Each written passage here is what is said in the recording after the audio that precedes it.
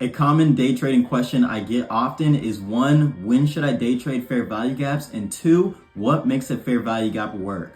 Therefore, in this video, let's go over what makes a fair value gap work. Let's check it out. When it comes to fair value gaps, we only want to trade them at areas of value. And an area of value is practically, I want you to think of it as somewhere where price has to make a decision of where it wants to head next in a larger way than it usually would if it were just ranging, for example. So in this example, our area of value is going to be what is known as high of day. As you can see, this is our high of day level. If we take out this, we can see that this stock price was moving like this, meaning that we tapped out right there, creating our high of day.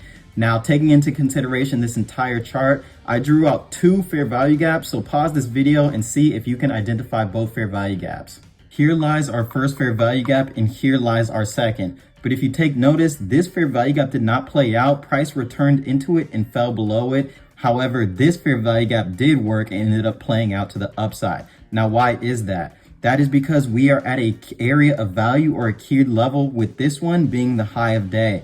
This fair value gap is not at or above the high of day, meaning that there is a less likelihood of this fair value gap working. However, this one is above an area of value and it creates a second area of value, being the fair value gap, which is why price bounced right off of it and continued higher. Now, the second question being, what makes the fair value gap work and how do we know that price is going to bounce off of it?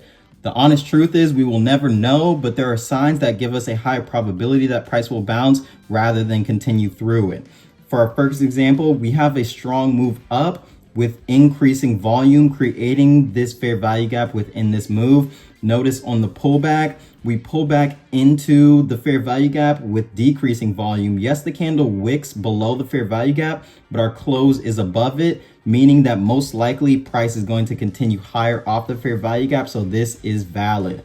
Taking a look at this one again, we have our strong move up, increasing volume, and we pull back into the fair value gap with decreasing volume. However, this candle closes inside of the fair value gap, but it didn't close below, meaning that once again, this is a valid fair value gap. Now, on this example, we see that price made a strong move up, created the fair value gap with increasing volume. However, on the pullback, not only did we just blow right through the fair value gap, there was higher volume on said red candle, telling us that this fair value gap is not being respected and this is not a valid fair value gap we should trade. This is your year to finally learn about all the basics of day trading and how you can start today. So go ahead and check out Trade Like Trade University if you're eager to learn. With that being said, I really hope you guys were able to take something from this video, and I'm gonna catch you on the next one.